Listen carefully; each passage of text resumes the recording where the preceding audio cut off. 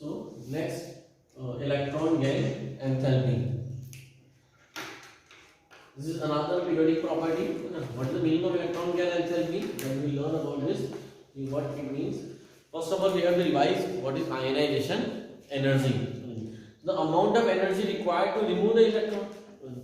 आप सबको इतना पता है कि दो टाइप के आयन होते हैं, कैटायन और anion. What is cation? Positive charge. Anion negative charge. किसी में पॉजिटिव चार्ज कब आता है? जो को डोनेट कर देता है, जो इलेक्ट्रॉन देता है. तो कोई भी एलिमेंट ऐसा नहीं कि अपने आप इलेक्ट्रॉन दे देता है, उसमें से इलेक्ट्रॉन निकालने के लिए क्या करना पड़ती है? एनर्जी देना पड़ती है. सप्लाई करेंगे तब जाकर वो इलेक्ट्रॉन क्या करेगा? रिलीज करेगा. ऐसे ही क्लोरीन को जब इलेक्ट्रॉन लेता है तो एनर्जी क्या करता है? रिलीज करता है. क्या करता है?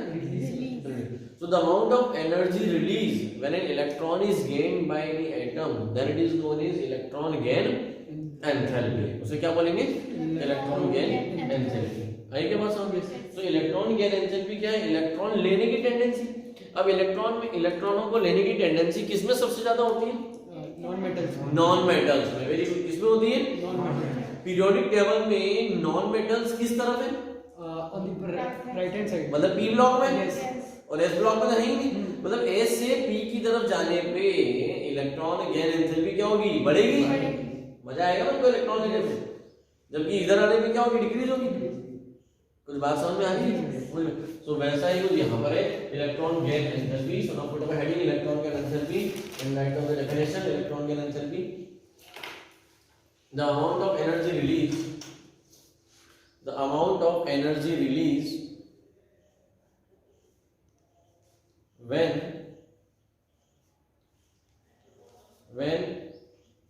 electron is added, when electron is added or accepted, when electron is added or accepted by isolated gaseous atom,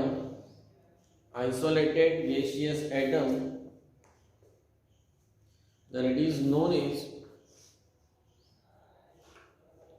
electron gain enthalpy, और इसका एक और नाम है इलेक्ट्रॉन गेन एंथैल्पी और electron affinity. Electron gain enthalpy और इलेक्ट्रॉन एफिनिटी. बात समझ में? Electron gain enthalpy, electron affinity. तो इसको रिवर्सन कैसे करेंगे? जैसे मान लीजिए मेरे पास ए गैसियस एटम है. मान लीजिए ए गैसियस एटम है आइसोलेटेड. इसने एक इलेक्ट्रॉन लिया तो लेने से क्या बन जाएगा? ए माइनस एनायन बन जाएगा. प्लस क्या होगी? एनर्जी रिलीज होगी. जब एनर्जी रिलीज होती है तो उसका डेल्टा एच क्या लिखते हैं? नेगेटिव. क्या लिखते हैं? Negative. This is symbol of enthalpy. तो delta h EG. Electron gain enthalpy is negative. Electron gain enthalpy क्या है? नेगेटिव. नेगेटिव है. बस समझे? ये इलेक्ट्रॉन को लेने. क्लियर है? लेकिन इसका पीरियोडिक ट्रेंड, इसका पीरियोडिक ट्रेंड. तो डालो हेडिंग पीरियोडिक ट्रेंड. ये इक्वेशन लिखिए, पीरियोडिक ट्रेंड हेडिंग डालो. Periodic trend.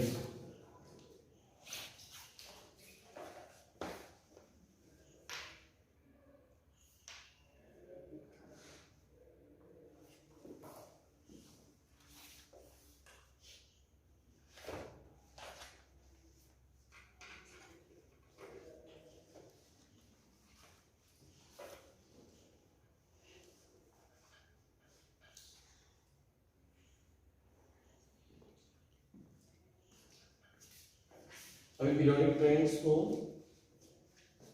पीरियोडिक ट्रेंड मतलब along the period and down the group. क्या चाहिए आता है? देखो अलोंग द पीरियड. सबसे पहले फर्स्ट अलोंग द पीरियड. देखो इसमें as we move left to right, as we move left to right in any period of periodic table,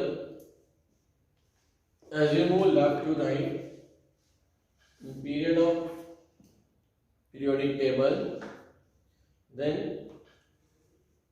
electron gain enthalpy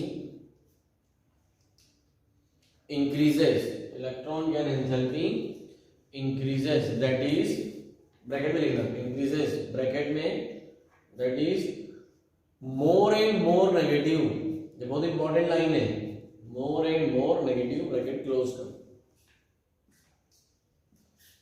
ठीक है। अब second point, along the group, तो direct लिख सकते हो along the group, down the group electron gain enthalpy decreases, down the group electron gain enthalpy decreases।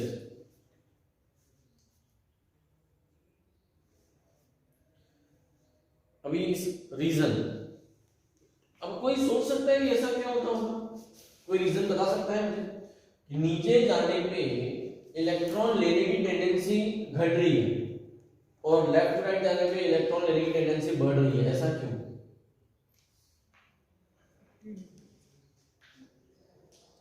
अच्छा, ionization energy तो बड़ा है ना। हाँ सर। तो आयनाइजेशन एनर्जी क्या होती है, नीचे डिक्रीज होती है, जैसे हेलिना की रब से फरियाद, तो यहाँ पे सीजियम की आयनाइजेशन एनर्जी बहुत कम है और जब इधर आते हो तो इंक्रीज हो जाती है, ठीक है। जैसे मान लो यहाँ पे फ्लोरीन है, तो फ्लोरीन में से इलेक्ट्रॉन निकालने पसीना पसीना आ जाएंगे, मतलब इतनी एनर्जी की जरूरत है, तो यहाँ बढ़ रही है, तो ये क्यों बढ़ रही थी?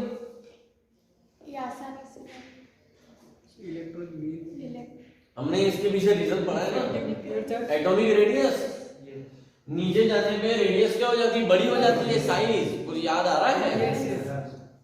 मैंने कहा था कि एक स्टूडेंट यहाँ पढ़ रहा है, एक स्टूडेंट गेट के बाहर खड़ा है और एक स्टूडेंट कॉरिडोर में घूम रहा है या स्कूल के बाहर ही है। तो जो स्कूल के बाहर है, जो कैंपस के बाहर घूम रहा है, जो कैंपस के वहां पे, उस स्टूडेंट को स्कूल से बाहर ले जाना बहुत आसान है, लेकिन जो क्लास में बैठकर पढ़ रहा है उस स्टूडेंट को चलती क्लास में से स्कूल से बाहर ले जाना इतना आसान नहीं, क्योंकि उसके लिए क्या लगेगी, बहुत सारी परमिशन लगेगी। तो जितना दूर स्टूडेंट होगा उसको रिमूव करना उतना आसान है। दूर मतलब एटम की साइज, एटम जितना बड़ा होता है उसमें से इलेक्ट्रॉन को निकालना उतना आसान है, ठीक है। तो जो बड़ा है, ये न्यूक्लियस देखो, इसका एटम इतना बड़ा है, तो इसमें से इलेक्ट्रॉन को, तो मुझे बताओ अगर कोई इलेक्ट्रॉन बाहर घूम रहा है, मतलब स्कूल के बाहर ही है, बाहर बिल्कुल रोड पे घूम रहा है, तो कोई भी स्टूडेंट ऐसा होगा कि बाहर घूमने की परमिशन दी और अचानक अपने आप ही मन से आके क्लास में बैठ जाएगा? होगा क्या किसी का मन? कितना भी पढ़ने वाला हो,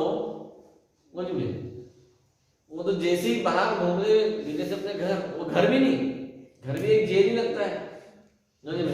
दोस्त यार गली क्या गए वो चीज में और चालू पतंगबाजी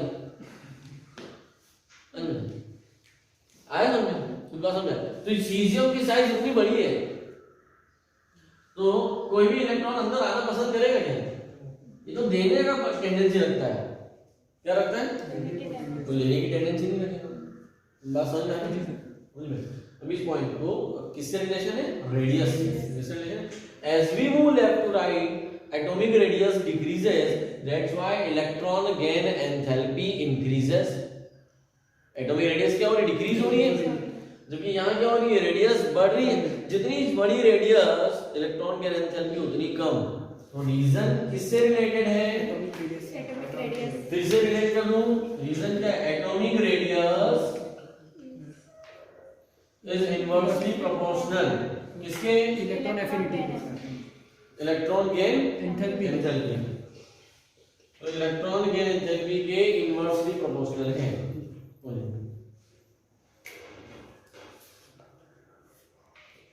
तो देखा ये रीजन का, देखो ऐसे हर पीरियोडिक प्रॉपर्टी का मैंने रीजन लिखवाया है। आप साइंस के स्टूडेंट, ऐसा रटना नहीं है कोई रीजन।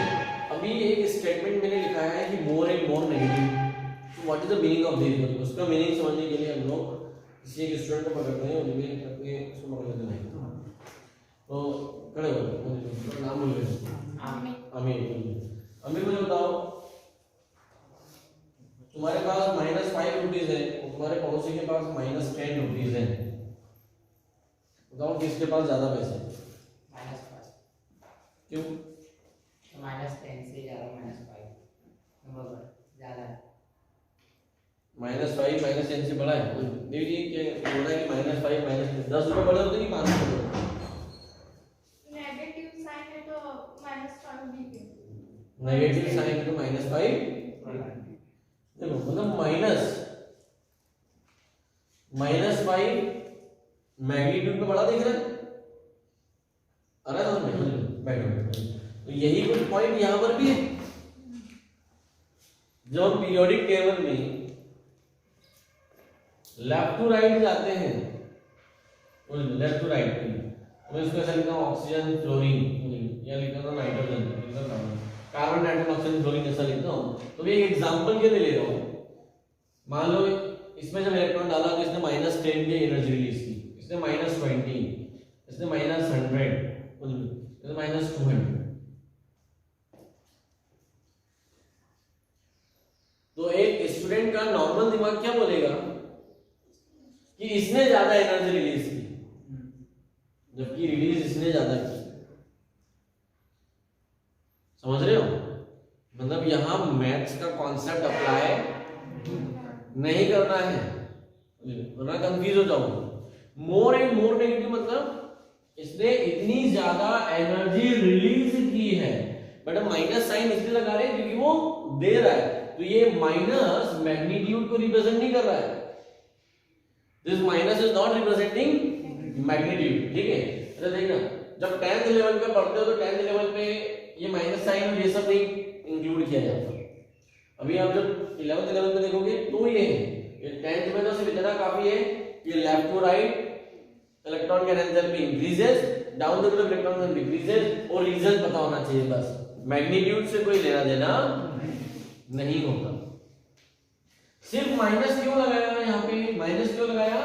क्योंकि रिलीज हो रहा है इसलिए, बाकी और कोई माइनस का मीनिंग नहीं। रिलीज हो रहा है इसलिए हमने माइनस लगाया है।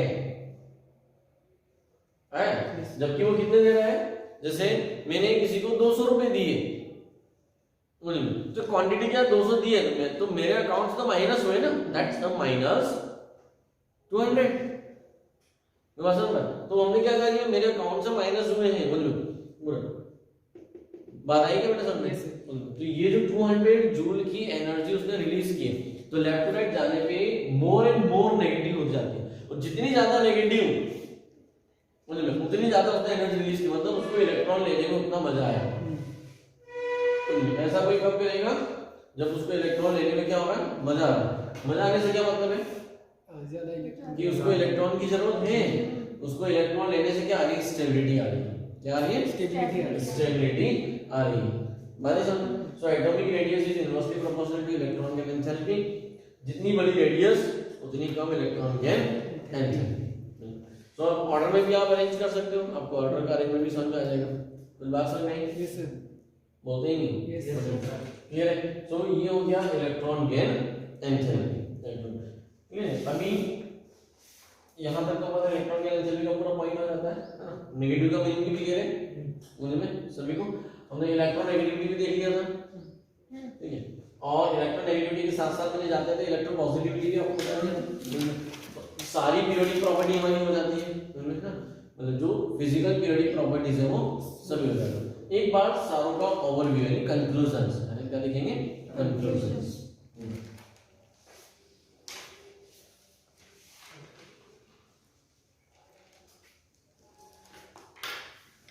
अभी देखिए, तो एक पूरी थ्योरी बनाते हैं हम, आपको लाते नहीं पूरे चैप्टर का एक ओवरव्यू जैसे समझ में आएगा। ये है अलोंग द पीरियड और down the group, along the period and down the group properties में कैसा चेंजेस आता है। जैसे मैंने लिखा आयनाइजेशन एनर्जी,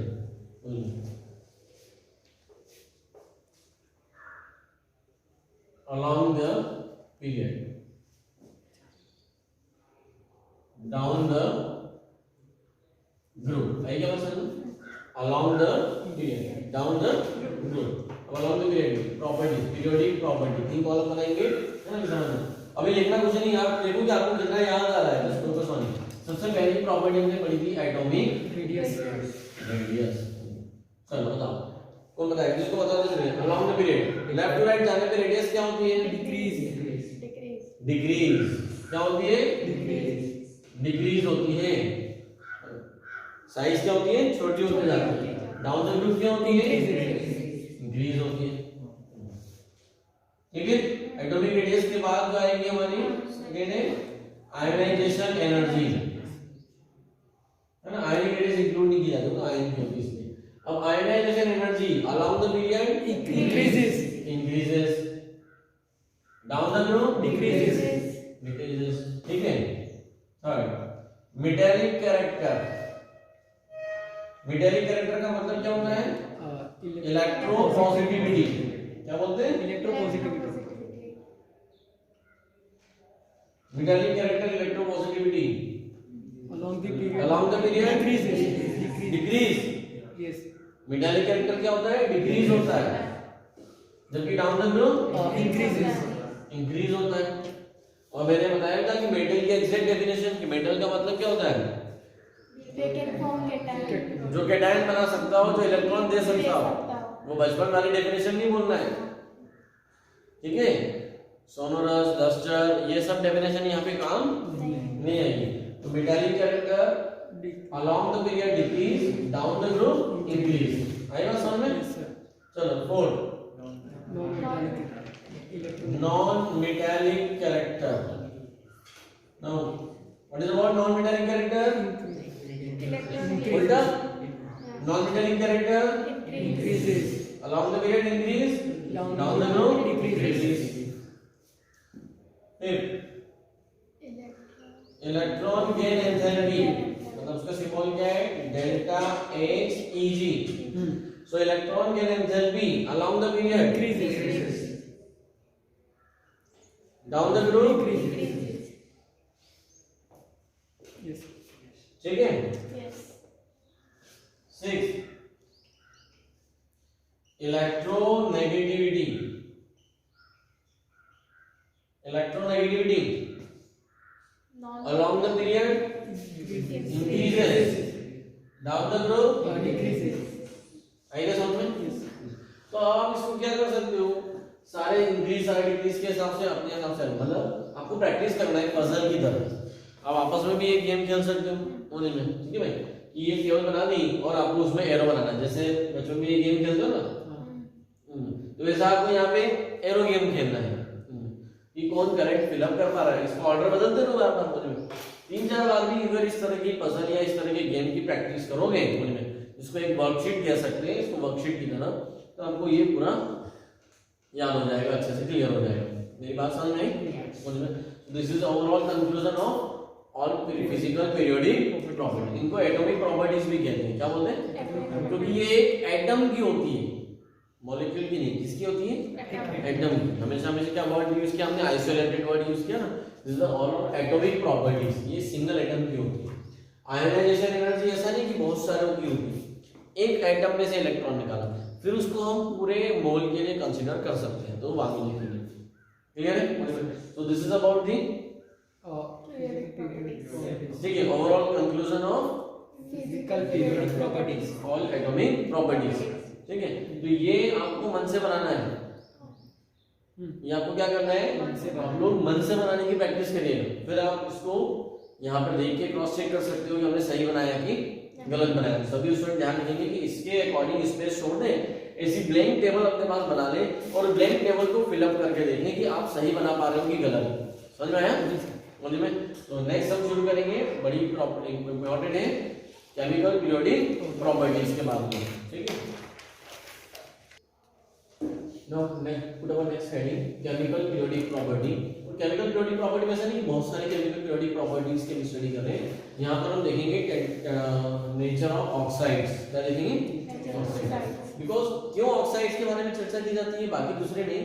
मेनली ने जो पीरियोडिक टेबल बनाई थी, उसको बनाने के लिए उसने क्या किया था? जितने भी 63 एलिमेंट उस समय अवेलेबल थे, उन सब एलिमेंट्स की ऑक्साइड्स की स्टडी करी थी। एलिमेंट की स्टडी नहीं की थी, किसकी स्टडी की थी? उनके ऑक्साइड्स की। तो यहाँ जानना बहुत जरूरी है कि कितने टाइप के ऑक्साइड्स होते हैं और कौन कौन से नेचर के ऑक्साइड्स होते हैं। लेकिन ये बहुत इंपॉर्टेंट टॉपिक है, आपने 9th-10th में भी इस चैप्टर को मतलब इस पॉइंट्स के बारे में मेटल एंड नॉन मेटल में भी पढ़ा होगा उनमें ना। और आपका जो फर्स्ट चैप्टर था केमिकल इक्वेशन क्रिएशन, वहां पे भी इसके बारे में आता है। तो कई सारे इंपॉर्टेंट पॉइंट्स यहाँ से निकल कर आएंगे उनमें। तो ऑक्साइड्स ऑफ एलिमेंट्स, ऑक्साइड्स क्या होते हैं? देखिए, compound which is form by combining with oxygen. बोलिए अब ऑक्सीजन के ऑक्साइड क्यों बोलते हैं? ऑक्सीजन को ऑक्सीजन, तो ऑक्सीजन का सिंबल क्या है? Oxygen gas O2। लेकिन जब ये ऑक्साइड बन जाती है उसके नाम के पीछे क्या आ गया? आईडी। जब किसी के नाम के पीछे आईडी आ जाता है तो वो नेगेटिव आयन हो गया। देखिए तो इसे हम कैसे लिखेंगे? O2-। दिस इज ऑक्साइड, ये क्या है? ऑक्साइड। क्लियर है? ये क्या हो गया? ऑक्साइड। तो हर एलिमेंट की क्या बनाना है हमें? ऑक्साइड्स। कितने टाइप के ऑक्साइड्स होते हैं? Different type of. तो लिखो फटाफट इसमें, द कंपाउंड फॉर्म बाय, है ना, इसी डेफिनेशन लिख रहे हैं ऑक्साइड्स, ऑक्साइड्स ऑफ एलिमेंट, है ना। The compound oxide of element, compound form by the combination of, compound formed by the combination of element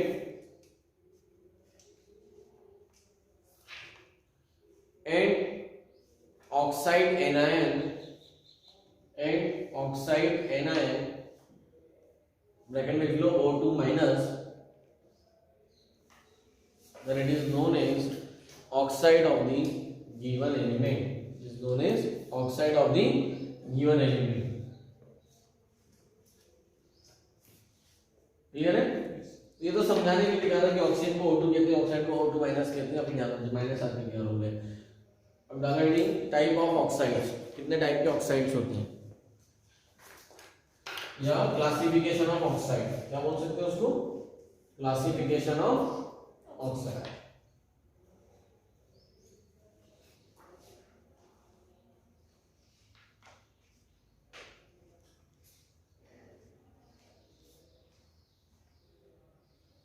classification of oxide, oxide को हम दो पार्ट में डिवाइड करते हैं। पहले समझो कि बिना ऑक्साइड को दो पार्ट में डिवाइड करते हैं, simple oxide and mixed oxide. Mixed oxide आप अभी नहीं पढ़ते हो, मिक्स्ड ऑक्साइड के बारे में आपको पढ़ने के लिए हालांकि कुछ एग्जांपल्स आ जाते हैं, बट डिटेल में मिक्स्ड ऑक्साइड हमारा 12th क्लास में डीएनए ब्लॉक के साथ पढ़ना होता है। अभी सिंपल ऑक्साइड के बारे में। सिंपल ऑक्साइड कितने पार्ट के होते हैं? सिंपल ऑक्साइड्स को acidic oxide, basic oxide, amphoteric oxide, neutral oxide. Acidic, basic, amphoteric and neutral. Clear है? ऐसा तो पहले ये फ्लो चार्ट बना लो, फिर इनके बारे में एक एक करके डिटेल में पढ़ते हैं। चलो सबसे पहले आते हैं एसिडिक ऑक्साइड। अगर सर को देखिए sir what is the difference between simple and mixed? Actually mixed oxide that type of oxide which is formed by the combination of two type of oxide, जो दो ऑक्साइड के combination में होता है। जैसे देखो Fe2O3 ये जो होता है इन दो ऑक्साइड से मिलकर होता है, एक FeO और एक FeO2, है ना। ये दो ऑक्साइड से मिलकर बना है। सो अभी यहाँ पे देखो Fe3O4, क्या लिखो? FeO plus Fe2O3, Fe3O4 equal to FeO plus Fe2O3। तो ये जो आयरन, अभी देखो यहाँ पर आयरन जो है, अब ये पार्ट समझने के लिए एक बहुत इंपॉर्टेंट पोर्शन आपको पता होना चाहिए, that is language of chemistry. Language of chemistry कितने पढ़ी होगी? इनके प्लस माइनस कंपाउंड बनाना सिखाया था ना, माइनस की सारी लिस्ट, प्लस की सारी लिस्ट। यहाँ आयरन पे कितना चार्ज है और यहाँ आयरन पे कितना चार्ज है? लैंग्वेज ऑफ केमिस्ट्री आता है, फॉर्मूले बनाना। अभी इसके बाद उसको रिवाइज करते हैं, अभी तो इसको समझ लो। ये यहाँ पर आयरन प्लस 2 का काम कर रहा है, यहाँ आयरन प्लस 3 का काम कर रहा है। ये कैसे पता चलता है वो आपको अभी लैंग्वेज ऑफ केमिस्ट्री समझाएगा। एक्चुअली ये Fe3O4 जो ये है मैग्नेटाइट, ये मैग्नेट में होता है। मैग्नेट जो बना होता है ना वो इसका बना होता है Fe3O4 का। जो इन दो, इसमें भी ऑक्सीजन है, इसमें भी ऑक्सीजन है, इसमें भी ऑक्सीजन है, लेकिन ये इन दोनों से मिलकर बनता है। ऐसे क्या बोलते हैं? Mixed oxide. लेकिन सिंपल ऑक्साइड किसी और दूसरे ऑक्साइड से मिलकर नहीं बनते हैं, ठीक है? तो लिखो भाई, सबसे पहले डेफिनेशन लिख लो mixed oxide. That type of oxide which is formed by the combination of two or more than two simple oxides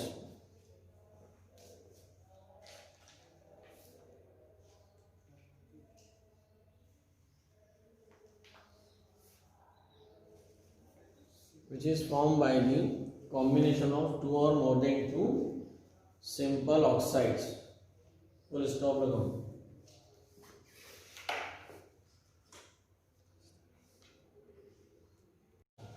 So mixed oxide is a combination of two simple oxides, ठीक है? mixed oxide example लिख लेना Fe3O4 equal to FeO plus Fe2O3। अभी ये एक example आपके लिए copy twelfth में होगी, बहुत सारे मिक्स्ड ऑक्साइड्स के बारे में पढ़ोगे, क्रोमियम भी बनाता है। Now put a wedding simple oxide। अब सिंपल ऑक्साइड की डेफिनेशन लिखने की जरूरत नहीं, समझ में आता है ना? मतलब क्या? मतलब जो किसी कॉम्बिनेशन से मिलकर नहीं बनता, तो उसमें डायरेक्ट डालो adding acidic oxide, fast acidic oxide लिखो। Oxides of non metals are known as acidic oxide. Oxides of non metals are known as acidic oxide. For example carbon dioxide CO2, sulphur dioxide SO2। Oxides of non metal CO2 SO2, ठीक है? Direct basic oxide फटाफट लिखो। Oxides of metal are known as basic oxides. Oxides of metal are known as basic oxide. अब जिससे पूछो वही बताना भाई। ये आमिर के पास में जो बैठा है भाई साहब, पीरियोडिक टेबल के सबसे अच्छे मेटल कौन है? जोर से बोलो। एस ब्लॉक के एलिमेंट कौन से एलिमेंट है सबसे अच्छे मेटल? ओलिमेंट। अभी इसने बेटा एस ब्लॉक के एलिमेंट को सबसे अच्छा मेटल बताया ओलिमेंट। बताओ अनुभव ऐसा क्यों? क्योंकि वो मेटल्स का पूरा ग्रुप करना होता है। पढ़ाई नहीं कर रहे? कोई मेटल कब होता है? कैटायन फॉर्म जिसमें इलेक्ट्रॉन देने की टेंडेंसी बहुत ज्यादा हो, उनमें। तो मैंने जो क्वेश्चन पूछा उसका आंसर क्या होगा? निशांत दोषे क्या नाम है? हाँ सर, वो क्योंकि वो उस ब्लॉक के एलिमेंट इलेक्ट्रॉन प्रोड्यूस करने की टेंडेंसी रखते हैं, बहुत इजीली दे देते हैं। एस ब्लॉक के एलिमेंट इजीली इलेक्ट्रॉन क्यों देते हैं बीच में?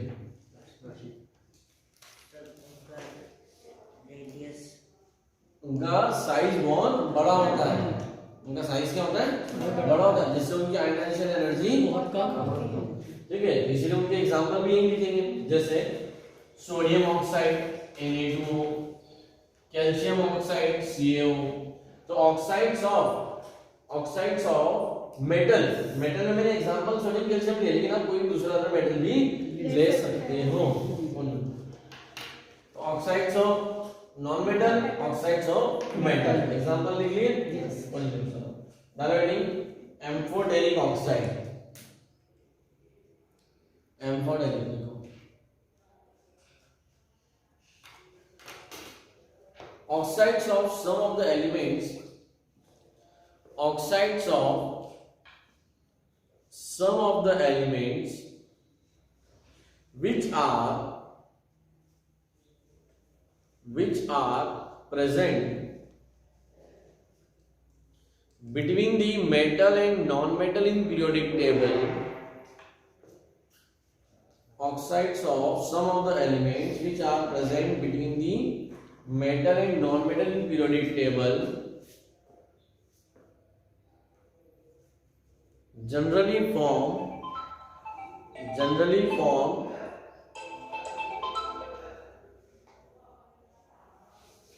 amphoteric oxide. फुल स्टॉप लगाओ, पैराग्राफ चेंज करो. Here amphoteric means they can show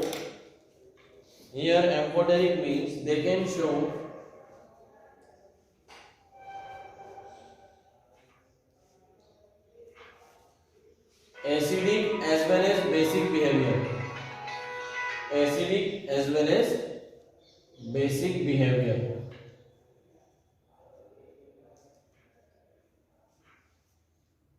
full stop लगाइए. एग्जांपल लिख लो, एल्यूमिनियम ऑक्साइड. और एल्यूमिनियम ऑक्साइड का फॉर्मूला सोच के रखोगे और एक दूसरे को बताओगे नहीं. ठीक है, एल्यूमिनियम ऑक्साइड का फॉर्मूला सोचो. ठीक है, कितना नोट किया? So what is the formula of aluminum oxide? कौन बताने वाला है? अभी Al2O3. क्यों ये क्यों होता है? उसका फॉर्मूला AlO क्यों नहीं होता? क्योंकि उसका atomic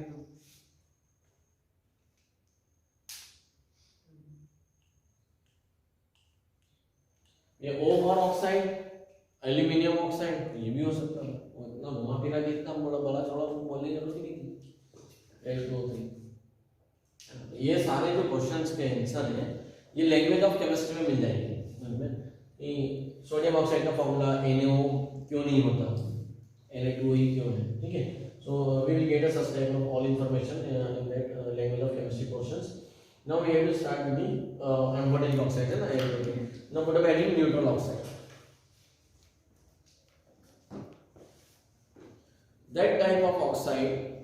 that type of oxide which are neither acidic in nature,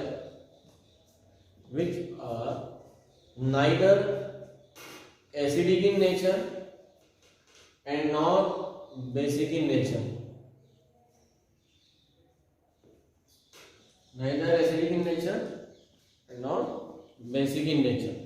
मतलब जो ना तो एसिड के जैसा बिहेव करेंगे ना बेस के जैसा बिहेव करेंगे. अब इतना तो सब पढ़ लेते हैं, इतनी इंफॉर्मेशन तो टेक्स्ट बुक पढ़ने से भी आ जाती है समझ में. और अगर एक नॉर्मल टीचर की किसी बात करूं मुझ में तो क्या 9 10 में भी हाँ कि ये एसिडिक है, ये बेसिक है, ये सब पढ़ के तो ये सर ये सब बुक में भी हम भी पढ़ लेते हैं. इस पे क्वेश्चन कैसे आएंगे, which type of question they ask, और इससे आप इसको छीन कैसे सकते हो, है ना. वहां हमें पता चलना चाहिए. तो अब इस पे क्वेश्चन देखते हैं जो आपको भी देना है answer. How can you prove that with the help of a chemical reaction? How can you prove that with the help of chemical reaction that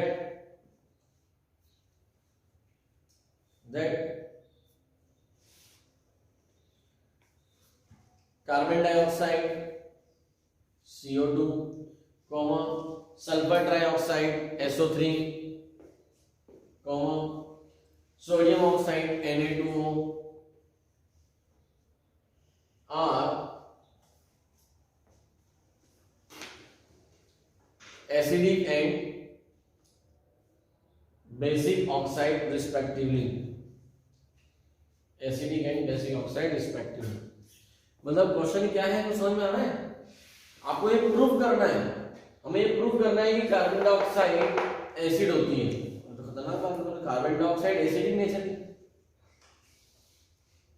तो अगर कार्बन डाइऑक्साइड एसिडिक नेचर का है तो आप लोगों को लिटमस टेस्ट याद आना चाहिए. किसको पता है लिटमस टेस्ट? है ना, उसके लिए कहाँ जाना पड़ता है, बाहर में जाना पड़ता है।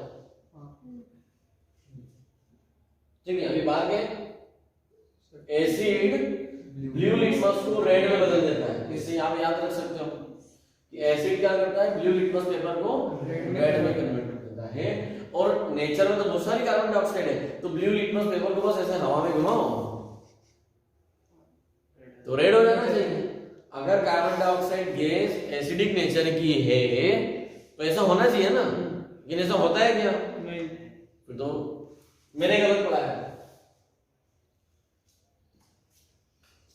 हमें क्या चाहिए, मैंने बोल दिया और आपने सुन लिया सही, हमें चाहिए कि प्रूफ, हम ऐसे कैसे प्रूफ कर सकते हैं कि कार्बन डाइऑक्साइड एसिडिक नेचर की होती है। समझ, कोई ये एसिडिक नेचर कैसे देखी, तो इनका एसिडिक बिहेवियर होना। कोई एसिड, अब आपने बहुत सारे एसिड देखे होंगे, जैसे hydrochloric acid, sulphuric acid, nitric acid, phosphoric acid, इन सब में क्या है, हाइड्रोजन होता है। तो जो H+ आयन देता है वो एसिड होता है, तो इसके पास तो हाइड्रोजन भी नहीं है, तो फिर ये एसिड कैसे हो, बात समझ में आ रही है।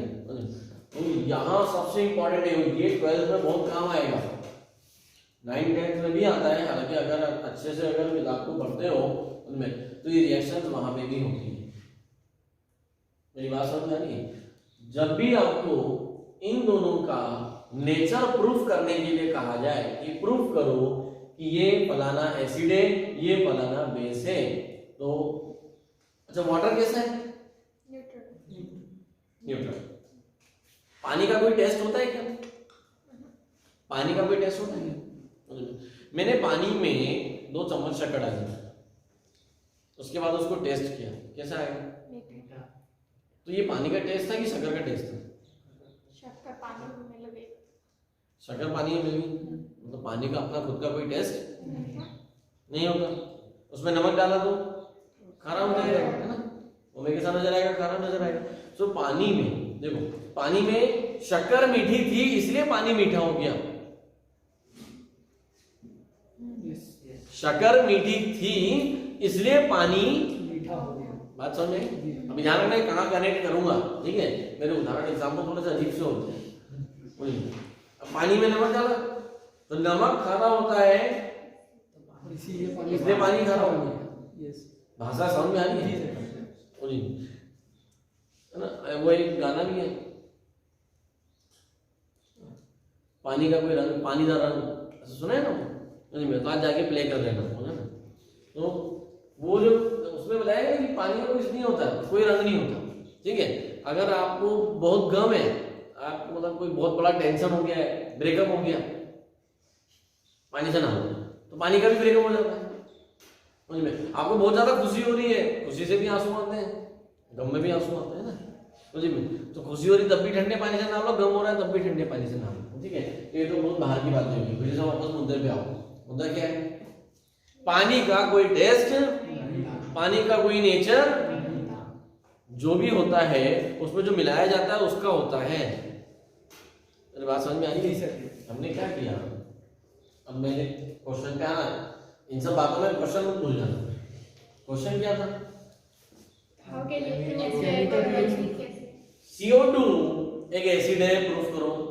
SO2 या SO3 एक एसिड है, प्रूफ करो। सोडियम ऑक्साइड एक बेस है, ये प्रूफ करो। ये क्वेश्चन है। इन सबको उठा के पानी में डालो। किसमें डाल दो? पानी में। पानी में। अभी देखना नहीं, देखना नहीं, अब जरा मजा लेना सब्जेक्ट। जैसे ही CO2 को पानी में डालोगे क्या होगा पता है? H2CO3 क्या बन जाएगा? H2CO3 ये कौन है? Carbonic acid. क्या नाम है इसका? Carbonic acid. बोलते ही नहीं हो। Yes sir. ये कहाँ है? Carbonic acid. Carbonic acid. अभी करना कहाँ है?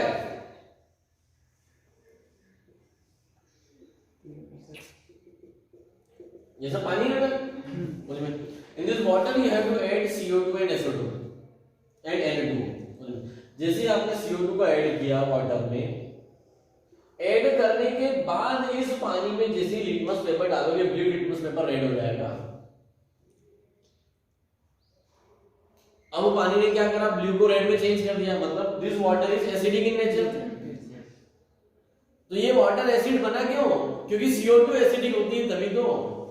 अरे पानी मीठा हुआ क्यों था? क्योंकि शक्कर मीठी थी। बात करेक्ट हुई?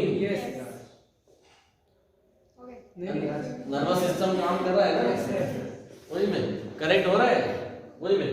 पानी का खुद का कोई नेचर नहीं था, CO2 एसिडिक था इसलिए पानी एसिडिक हो गया। अभी उसमें डालो SO3 सल्फर डाइऑक्साइड, और जैसे ही डालोगे उसमें H2 डालोगे तो बन जाएगा H2SO4 sulphuric acid. Method of preparation बता रहा हूं, इनको बनाने की मेथड है, आया समझ? फिर से डालो ब्लू लिटमस।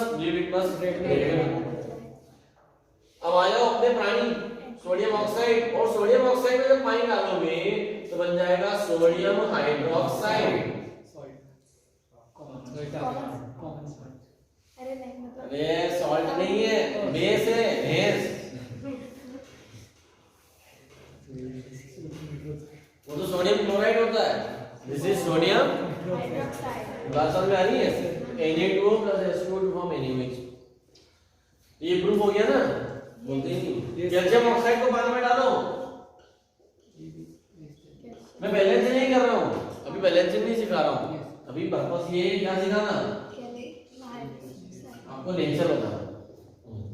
तो ठीक ऐसे ही जब एल्यूमिनियम ऑक्साइड, एम्फोटेरिक का एग्जांपल क्या है, Al2O3, इसको पानी में डालते हैं उनमें, तो ये भाई साहब कभी एसिड का बिहेवियर देता है तो कभी बेस का।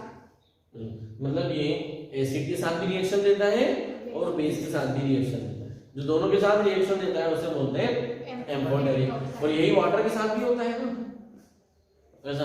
और न्यूट्रल क्या होते हैं? न्यूट्रल के एग्जांपल भी लिखवा है तो लिख लेना। न्यूट्रल का एग्जांपल है NO, नाइट्रोजन ऑक्साइड, CO। अभी देखो ओ भाई इधर देखो, CO और इनमें बताओ चंपे वाले भाई साहब, इन दोनों में क्या फर्क है? This is carbon, this is oxygen, this is carbon, this is oxygen. O का मतलब उधर स्मॉल हो,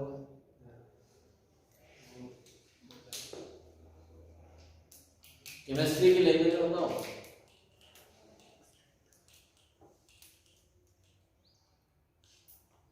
कितनों का आता है? 4 5 ये भी को नहीं आता है ना महिला? वो नहीं बताओ। सर वो स्मॉल हो है तो वो कोवैलेंट हो गया, और वो कार्बन और ऑक्सीजन के एटम। क्या बोलते हैं नाम? Carbon monoxide. Carbon monoxide, this is the symbol of cobalt. जब वो छोटा लिखते हैं तो ये एलिमेंट है, ये गैस है पॉइजनस। CO2 से भी ज्यादा खतरनाक होती है कार्बन मोनोऑक्साइड। ठीक है, आप CO2 के एटमॉस्फेयर में तो रह सकते हो, कार्बन मोनोऑक्साइड के एटमॉस्फेयर में बहुत ज्यादा आपका दम घुटने लगेगा उनमें, क्योंकि हीमोग्लोबिन की बाइंडिंग कैपेसिटी कम हो जाती है, कार्बोक्सी हीमोग्लोबिन। सो ये NOH। तो कार्बन मोनोऑक्साइड कैसा है बेटा? Neutral oxide. नाइट्रोजन ऑक्साइड कैसा है? Neutral oxide. ये उसके एग्जांपल होंगे। अभी मेरे क्वेश्चन के आंसर समझ में आया कैसे लिखना है? आपको CO2 के H2 से रिएक्शन, उसको लिखना कैसे, अच्छे से सजा के लिखना पड़ेगा भाई, तो समझ में आएगा ना, लिखना अभी नहीं दूंगा मैं। When carbon dioxide react with water, then it will form a solution of carbonic acid उनमें, and this solution act as a acidic in nature. Sulphur dioxide ऐसे SO2 के साथ भी होता है, SO2 plus H2 करोगे तब भी H2SO3 बनेगा। ठीक है, जब यहाँ बनेगा H2SO4, क्या बनेगा? क्या बनेगा? लेकिन अगर मैंने SO2 लिया, SO2 plus H2 तो बनेगा H2SO3, और इस प्राणी का नाम है सल्फ्यूरस एसिड। क्या बोलते हैं इसे? Sulphurous acid. क्या बोलेंगे? Sulphurous acid. Sulphurous acid. अरे आएगा समझ में? बोलते ही नहीं हो। अभी और देख सकते हैं हम, हमारे पास और भी ऑक्साइड है। ऑक्साइड्स, एसिडिक ऑक्साइड के अंदर मेरे पास आता है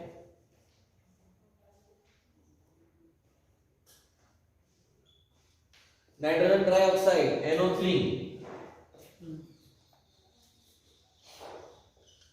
PO4, NO3।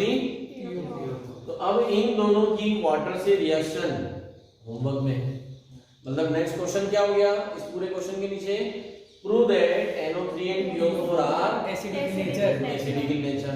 समझ में आओगे? तो देखो ये लाइन तो सब याद कराते हैं, बहुत सारे टीचर याद कराएंगे कि oxides of non metal are acidic in nature. पूछो मुझे क्यों, कैसे, वहां गड़बड़ हो जाएगी, रटना नहीं। Oxides of non metal acidic होते हैं क्योंकि जब उनको वाटर से रिएक्ट कराते हैं तो क्या बनाते हैं, एसिड बना देते हैं। क्या बना देते हैं, एसिड बना देते हैं। और बेसिक ऑक्साइड को जब वाटर से रिएक्ट करा देते हैं तो बेस बना देते हैं, ठीक है। और एम्फोटेरिक ऑक्साइड एसिड और बेस दोनों से रिएक्शन देता है, न्यूट्रल तो कुछ नहीं। कुछ भी नहीं, न एसिड से रिएक्शन न बेस से रिएक्शन, कुछ भी नहीं। बोलिए that is a neutral oxide. आई क्या बात समझ? Yes, sir. Yes, sir. बोलिए मेरी भाषा समझ में आई? Yes. तो इस क्वेश्चन का आंसर कैसे लिखना है, एक एक करके पहले इन तीनों का चारों का एग्जांपल लिख देना है, ये सब लिख देना है। फिर ये सब लिखने के बाद एक और नया क्वेश्चन बनाना है कि NO3 और PO4 एसिडिक नेचर के होते हैं, ऐसा लिखो, ऐसा प्रूफ करो।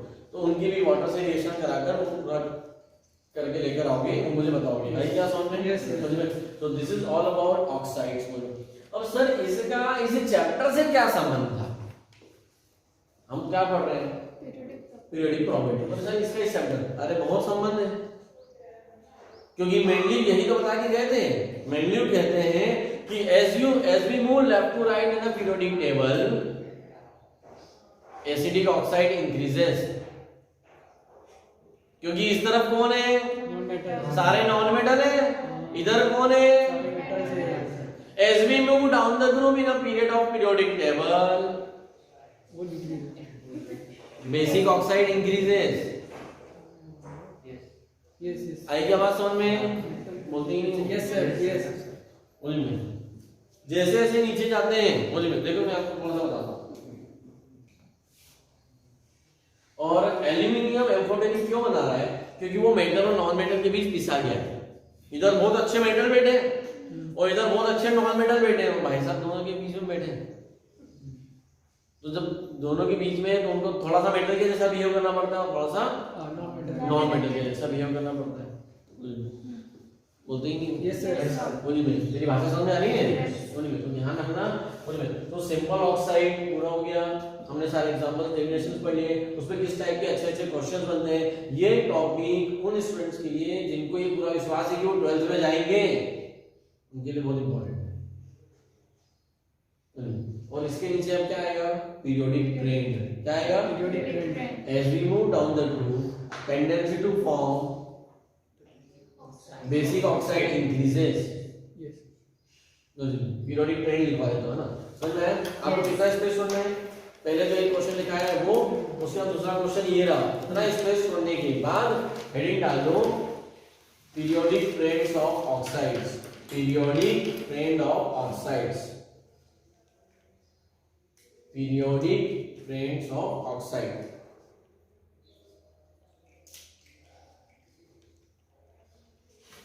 Yes, sir. Yes, sir. तो पीरियोडिक ट्रेंड्स ऑफ ऑक्साइड वो मैं यहाँ पढ़ा देता हूँ भाई, है ना, बढ़ा देते हैं, इसकी आवश्यकता नहीं है। लिख लो फटाफट first point, along the period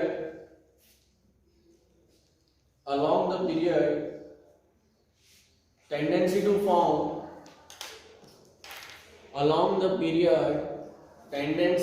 form acidic oxide,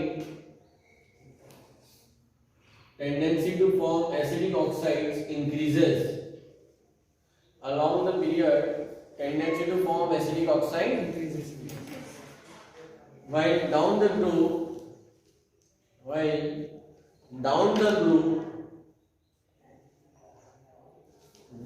groove, tendency to form basic oxide increases। अब अगर आप में से ऐसा कोई पूछ रहे सर ऐसा क्यों, रीजन दे दो, तो रीजन बहुत स्पष्ट है, क्योंकि लेफ्ट टू राइट जाने पे नॉन मेटल बढ़ते हैं और नॉन मेटल क्या बनाते हैं, एसिडिक ऑक्साइड, तो डेफिनेटली एसिडिक ऑक्साइड बढ़ेंगे। और नीचे जाने पे क्या बढ़ता है, मेटल मेटालिक कैरेक्टर बढ़ता है। तो क्या बढ़ेगा? Basic basic. oxides. दोनों ही बढ़ रहे हैं लेकिन दोनों अलग अलग, यहाँ एसिडिक ऑक्साइड बढ़ रहे हैं, यहाँ बेसिक ऑक्साइड। अब इसको ऐसा भी लिख सकते हो, down the group acidic oxide decreases, तो बात तो एक ही होगी ना, इधर बढ़ रही तो नीचे गिरेगी। मेरी भाषा समझ Yes, में? sir. तो ये क्या हो गया? पीरियोडिक ट्रेंड्स हो गया, क्या हो गया? पूरा periodic. This is all about this. उनमें यहाँ पे हमारा ये सब कुछ हो जाता है। अब जो नेक्स्ट सेक्शन तो आने वाला है वो है IUPAC nomenclature of elements having atomic number about 100, वो हम सीखने वाले हैं उनके बारे में। पहले इतना पूरा नोट कर लीजिए, इतना सारा वर्क कर लीजिए उसमें, उसके बाद चलिए मैं बोलता हूँ heading IUPAC nomenclature of element having atomic number more than 100। तो ये टॉपिक यहाँ पर सडनली क्यों आया है? क्योंकि एनसीईआरटी में अचानक से बीच में दिया हुआ है, हम उसको बीच में हम तो लास्ट में पढ़ते हैं नोमेनक्लेचर के बारे में, ये हमें पता होना चाहिए। जब बहुत सारे एलिमेंट्स की डिस्कवरी हो गई थी उसके बाद साइंटिस्टों को ये तो पता था कि 100 के बाद भी कई सारे एलिमेंट डिस्कवर होंगे, है ना। आफ्टर 100 भी क्या होंगे? एलिमेंट्स डिस्कवर होंगे। जब हम आफ्टर 100 एलिमेंट्स को डिस्कवर करेंगे तो उनके नाम क्या होंगे, वो कैसे होंगे? तो क्या होने लगा कि जो फिलोसोफर और केमिस्ट्रिशियन थे वो जैसे जैसे एलिमेंट डिस्कवर करते जाते हैं ना, वो अपने नाम पे उसका नाम रखते जा रहे हैं। जैसे मेंडेलियम, रदरफोर्डियम, डबनियम, सीबोर्जियम, है ना, एटॉमिक नंबर 106 सीबोर्जियम आया, रदरफोर्डियम 102। तो ये जो ऐसे मेंडेलियम, लॉरेंशियम, ये सब क्या थे? ये केमिकल फिलोसोफर थे, केमिस्ट्रिशियन थे, जिन्होंने क्या किया? उनके नाम के नाम पर एलिमेंट्स के नाम रखने लगे उनमें। तो ऐसे में पूरी कंट्री में कंट्रोवर्सी जनरेट होने लगी कि भाई ऐसा क्यों, मतलब तुमने अपना नाम रख लिया तो क्या वो पूरा दुनिया का एलिमेंट तुम्हारा हो गया है? तो तुमने सिर्फ डिस्कवर किया है, तुम्हारा नहीं हो गया। तो जेनेवा क्या है? जेनेवा एक जगह का नाम है। जेनेवा में IUPAC का ऑफिस है यहाँ पर, है ना। पूरी वर्ल्ड की केमिस्ट्री का जो एसोसिएशन का जो ऑफिस है ना, international union of pure and applied chemistry, international union of pure and applied chemistry, इसका जो ऑफिस है वो जेनेवा में है। और वहाँ उस ऑफिस में उस पर डिस्कशन हुआ। और क्या डिस्कशन हुआ? उन्होंने कहा कि देखो हम इसके लिए अब जो भी नए आने वाले एलिमेंट होंगे, चाहे वो 120, 120, 130, 150, 200, 300 जितना भी होगा, उनको नाम रखने का एक रूल बना लेते हैं। क्या बना लेते हैं? रूल, ताकि किसी को भी अपने नाम पर रखना ना पड़े। जैसे एटॉमिक नंबर 101, तो इसका नाम कैसे बनाया जाए? तो ग्रीक भाषा में 1 को कहा जाता है अन, 0 को कहा जाता है नील। क्या कहा जाता है? नील, ठीक है। 2 को कहा जाता है बाई। क्या कहा जाता है? बाई।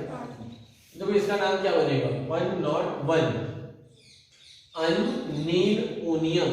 क्या बनेगा? नील। 1 को बोला अन, 0 को बोला नील, फिर वापस अन आया, ठीक है। और पीछे क्या लगा दिया? ईयम। क्यों? किसी के भी नाम के पीछे ईयम कब आता है? जब वो कैटायन बनाता है। ये ध्यान रखना, ये नहीं पता है ना। हालांकि कई सारे टीचर को भी नहीं पता होता है, उनको पता ही नहीं होता है कि सोडियम के नाम के पीछे ईयम क्यों लगाया। ऐसा मजाक होता है, यम है हम वाला काम नहीं है, ठीक है। सोडियम क्या कर रहा है? इलेक्ट्रॉन देता है ना। Sodium, potassium, calcium, aluminium, magnesium, ठीक है। ये जो इनके नाम के पीछे क्या लगाया है? ईयम। और पूरी पीरियोडिक टेबल में सबसे ज्यादा क्या है? मेटल्स है। क्या है? मेटल्स है। तो इसलिए हर नए आने वाले एलिमेंट के नाम के पीछे उन्होंने क्या लगा दिया? ईयम। तो अननीलोनियम। अभी मान लीजिए मेरे पास 102 है, अननीलियम, यस, अननीलियम, अननीलियम, यस। अरे बोलते ही नहीं। Yes, yes. तो रूल समझ में आ गया? Yes. अभी देखो मैंने यहाँ 0 1 2 ही लिखा है, मुझे सर आपने सारे क्यों नहीं लिखे 3 4 5 6 7 8 9 तक, ठीक है। ट्राई, क्वाड, पेंट, हैज, हेल्प, ऑट एंड इन, 9 को क्या बोलते हैं इन। तो ऐसा सभी कहते हैं, जैसे 109 109 का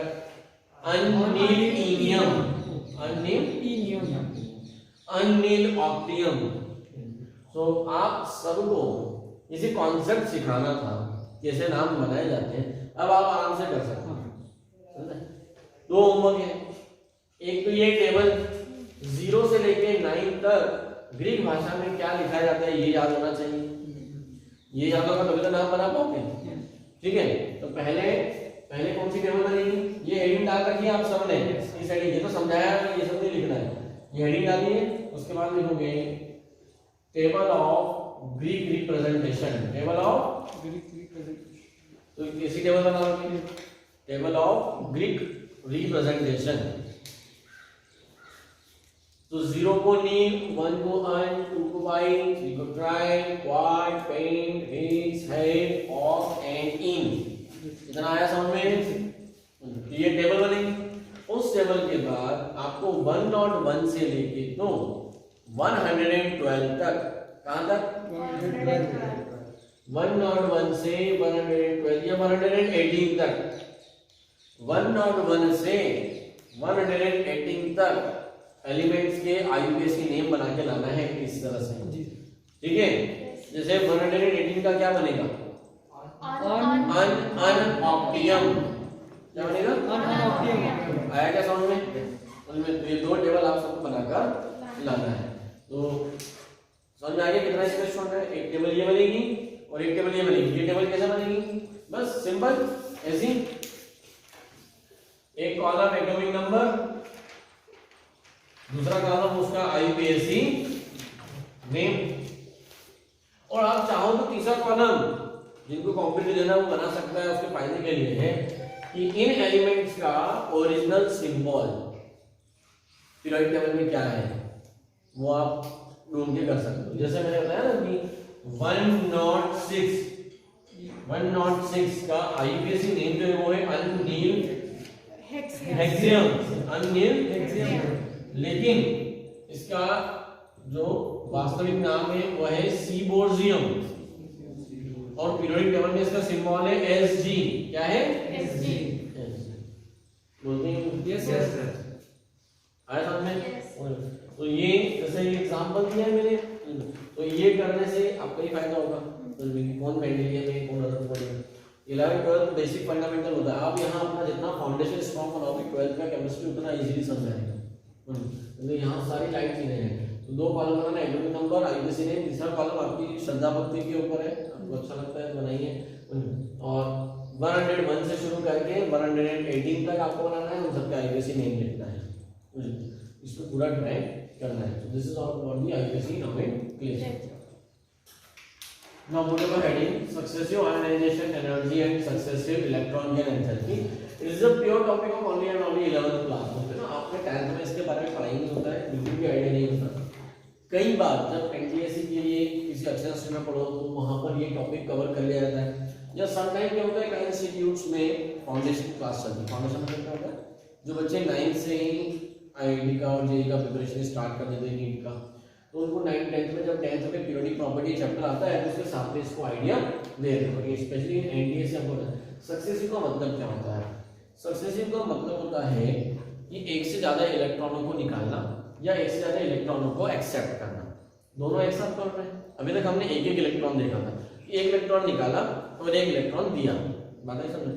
लेकिन आप सबको पता है, क्या पता है कि मैग्नीशियम कैल्शियम कितने इलेक्ट्रॉन देते हैं, 2 इलेक्ट्रॉन देते हैं। एल्यूमिनियम कितने इलेक्ट्रॉन देते हैं, 3 इलेक्ट्रॉन देते हैं। अब क्यों देते हैं और किस लिए देते हैं ये क्वेश्चन बाद में, ये क्वेश्चन बाद में, क्यों और किस लिए ये बाद में। बट अभी हम 3 इलेक्ट्रॉन कैसे दे रहे हैं और उनके ऊपर क्वेश्चन आते हैं, क्या आते हैं क्वेश्चन। तो मैं डायरेक्ट क्वेश्चन के फॉर्म में आपको लिखवा रहा हूँ। तो लिखो भाई first, what is successive ionization energy, what is successive ionization energy?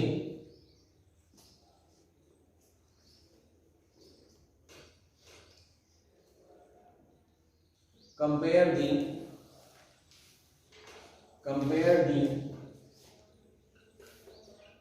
IE1, IE2 and IE3 of aluminium metal, of aluminium, बस पहले बोला ना aluminium। ठीक है बेटा, ये क्वेश्चन है। दूसरा क्वेश्चन इसी के नीचे। अच्छा चलो पहले इस क्वेश्चन का आंसर देख लेते हैं, समझेगा ना सब। सबसे पहले the amount of energy required to remove the, ठीक है, more than one electron is known as successive ionization energy. क्या बोलते हैं? The amount of energy required to remove the more than one electrons, then such type of ionization energies are known as successive. मतलब एक के बाद एक, जैसे पहले एक निकाला फिर दूसरा, ऐसा नहीं एक साथ तीनों निकल जाते हैं। क्योंकि देखो एल्यूमिनियम, ये एल्यूमिनियम का न्यूक्लियस, ये फर्स्ट शेल, ये सेकंड शेल, ये थर्ड शेल में कितने इलेक्ट्रॉन है? 3 इलेक्ट्रॉन है। और हर कोई एलिमेंट अपना ऑक्टेट कंप्लीट करना चाहता है, तो भी हम देखेंगे। तो यहाँ 2, यहाँ 1 और यहाँ 3, तो ऐसा नहीं तीनों एक साथ बाहर आते हैं। पहले एक आएगा, फिर दूसरा आएगा, फिर तीसरा, क्योंकि ये तीनों भी एक ही लाइन में नहीं है। ऐसा हम कहाँ प्रूफ कर चुके हैं? क्वांटम नंबर, यानी जब हमने इलेक्ट्रॉनिक कॉन्फ़िगरेशन पढ़ा ना, मॉडर्न इलेक्ट्रॉनिक कॉन्फ़िगरेशन, वहां हम देख चुके हैं कि ये तीन भी आगे पीछे हैं, इनमें थोड़ा सा क्या है, फर्क है। ठीक है, समझ आएगा? देखिए देखो, आप जब इनका क्लास इनको अरेंज करोगे 1s2 2s2 2p6 3s2 3p1, तो सबसे आखिरी वाला कहां पर है? 3p1 में है। 3p1 में है, मतलब ये तीनों इससे तो बोहर का मॉडल फेल हो गया, क्योंकि बोहर क्या होता था कि ये तीनों एक साथ हैं, एक ही रास्ते पे हैं। अरे ऐसा नहीं है। मॉडर्न इलेक्ट्रॉनिक कॉन्फ़िगरेशन ये तो बताया कि न्यूक्लियस के अराउंड बहुत सारे कॉलोनियां सेक्टर बने हुए हैं, 1s 2s 2p 3s 3p 4s 3d, ऐसा में ऐसे बने हैं ना, 1s2 2s2 2p6 3s2 3p1। अब ये जो 3s2 है, इसमें भी 2 इलेक्ट्रॉन क्या है, आगे पीछे, इसके अंदर एक या ऐसा है। और 3p में भी क्या होते हैं, 3 जगह होते हैं, पता है ना। p नाम के होटल में 3 कमरे हैं, d नाम के होटल में 5 कमरे हैं, f नाम के होटल में 7 कमरे हैं। तो मतलब इतने डिपार्टमेंट है अलग अलग। तो सबसे आखिरी वाला यहाँ पर है। तो देखो ये आपके कॉन्सेप्ट थोड़ा सा क्लियर कर रहा हूं ना, रिवाइज करवाता हूं इसका। तो एक एक करके इलेक्ट्रॉन निकलते हैं, जो एक एक करके निकलते हैं उन्हें क्या बोलते हैं? सक्सेसिव। क्या बोलते हैं? सक्सेसिव। ठीक है, वो डेफिनेशन लिखिए। क्या लिखवाई?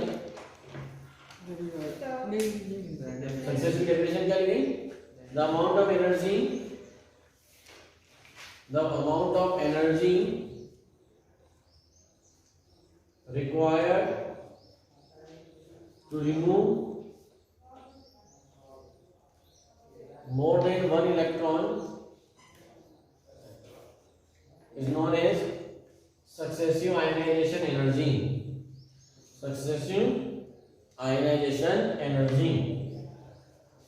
ठीक है, अब देखो भाई, अब तुम खुद ही आंसर दोगे। अब यहां समझो, एल्यूमिनियम में से मैंने एक इलेक्ट्रॉन निकाल लिया। जैसे ही निकाला, एल्यूमिनियम पे 1 प्लस आ गया, एक इलेक्ट्रॉन बाहर हो गया। और जो एनर्जी लगी, एल्यूमिनियम को क्या किया हमने, एनर्जी दी, तो जो दी वो I1 है, एनर्जी दी तभी तो निकला।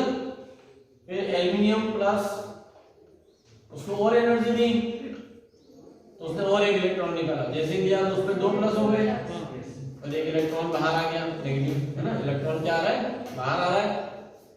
फिर इसको और एनर्जी दी,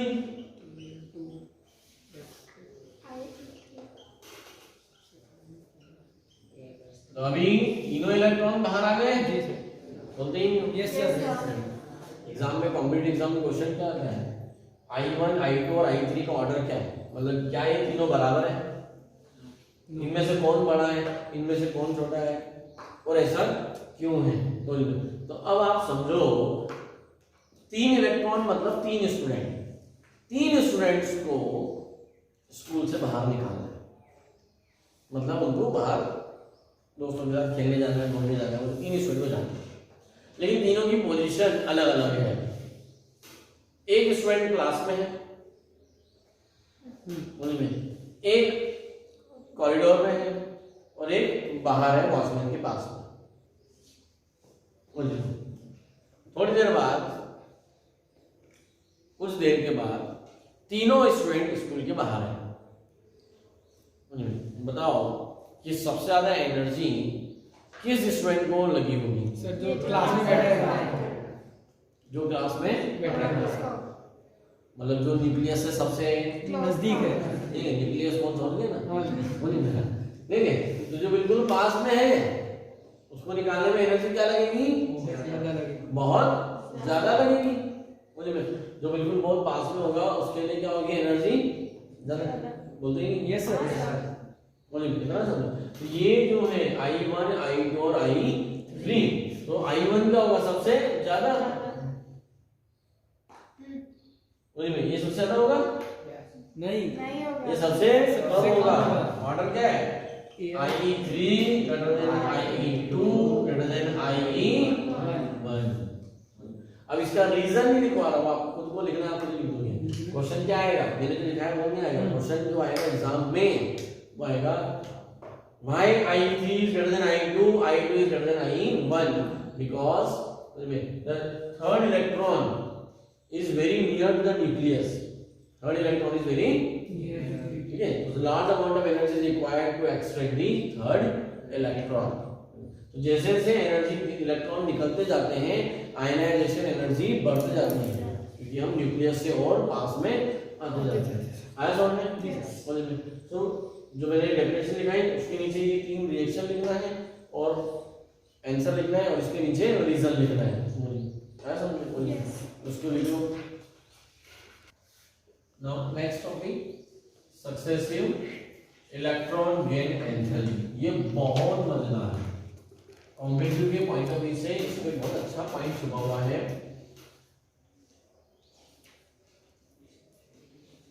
अब इसका एक एग्जांपल देते हैं, जैसे ऑक्सीजन। ऑक्सीजन का एटम जब एक इलेक्ट्रॉन लेता है तो बनाता है O1 माइनस, ठीक है। जब O1 माइनस होता है उसको बोलते हैं पेरोक्साइड। क्या बोलते हैं? पेरोक्साइड। लेकिन जब इसने और एक इलेक्ट्रॉन लिया अब जाके बना O2 minus and this is known as oxide. क्या बोलते हैं इसे? ऑक्साइड। अब बना ऑक्साइड। तो ऑक्सीजन ने पहले एक इलेक्ट्रॉन लिया, फिर O माइनस बनाया, फिर इसने और एक इलेक्ट्रॉन लिया, फिर O माइनस बनाया। तो डेफिनेटली यहाँ पे भी कुछ एनर्जी रिलीज की होगी। तो delta H Eg1, electron gain enthalpy 1 and delta H Eg2। हमको पता है कि ये जो रिलीज होती है नेगेटिव में रिलीज होती है। लेकिन इंटरेस्टिंग ये है, कोई भी एलिमेंट हो दुनिया का, जब उसमें एक इलेक्ट्रॉन ऐड करते हैं ना, अब क्या हो रहे हैं? बच्चे अंदर आ रहे हैं, जो बाहर घूम रहे थे वो भी अंदर आ रहे हैं। वो क्या हो रहे हैं? तो एक इलेक्ट्रॉन जब अंदर आता है तब तो एनर्जी रिलीज होती है, ठीक है। जैसे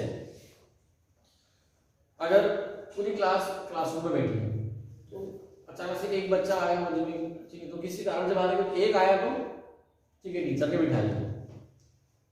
मैं हो गया, उसके जेन्युइन रीजन होगा, कोई भी रीजन होगा, तो एक बच्चे को कैसे लाया बोलते ना टीचर ने एक्सेप्ट कर लिया। एक एग्जांपल दे रहा हूं। लेकिन अगर एक साथ 15-20 बच्चे आए तो उस दिन क्या टीचर क्लास लेगा? सबको लाएंगे, तुम इतने सारे बाहर क्या घूम रहे थे? टीचर क्लास में है और तुम बाद में आ रहे हो, बात समझ में आ रही है? ये सब क्या है? These are the way to remember all these things। इसका साइंस से कोई संबंध नहीं है, मतलब मैं ऐसे एग्जांपल से याद रखता हूँ और स्टूडेंट से एक्सेप्ट करता हूँ, मतलब आपसे एक्सपेक्टेशंस की अपनी कुछ इस तरह से याद रखें, अपने कोई भी तरीके बना लें ताकि आपको उस क्वेश्चन का आंसर याद है।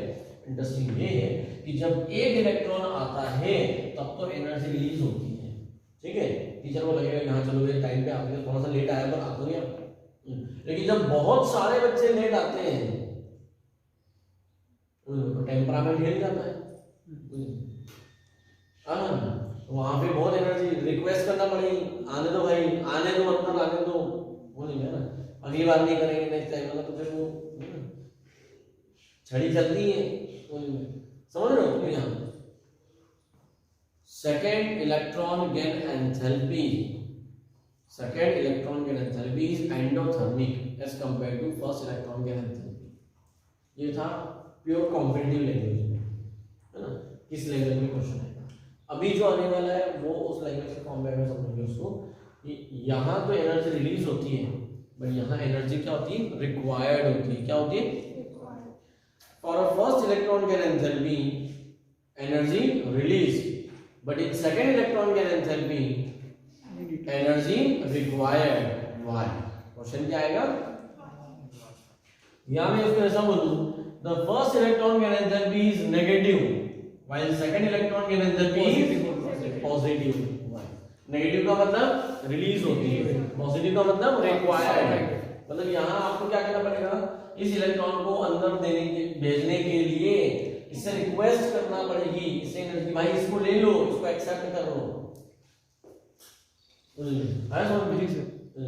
क्वेश्चन क्या आएगा, क्वेश्चन इस पे जो आएगा, why delta is easy to is positive, why delta is easy to, यानी इसको अगर मैं लैंग्वेज में लिखूं तो why second electron gain enthalpy is always endothermic in nature.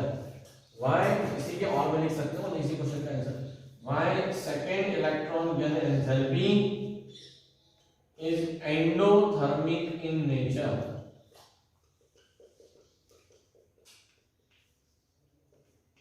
और इसका आंसर क्या है? अभी आप मुझे समझो कि आपको समझना है। इलेक्ट्रॉन में कौन सा चार्ज होता है? नेगेटिव। एक इलेक्ट्रॉन को लेने के बाद एटम पे भी कौन सा चार्ज है? और नेगेटिव पॉजिटिव। अरे मैच नहीं है, repulsion. Like charge repel each other, like charge repel each other। देखो इसका answer, after the acceptation of first electron, after the acceptance of first electron, after the acceptance of first electron,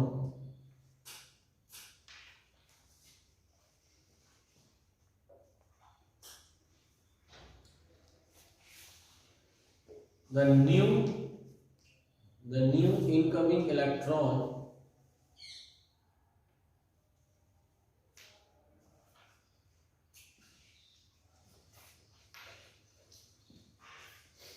is repelled by the atom, repelled by the atom। That's why second electron gain enthalpy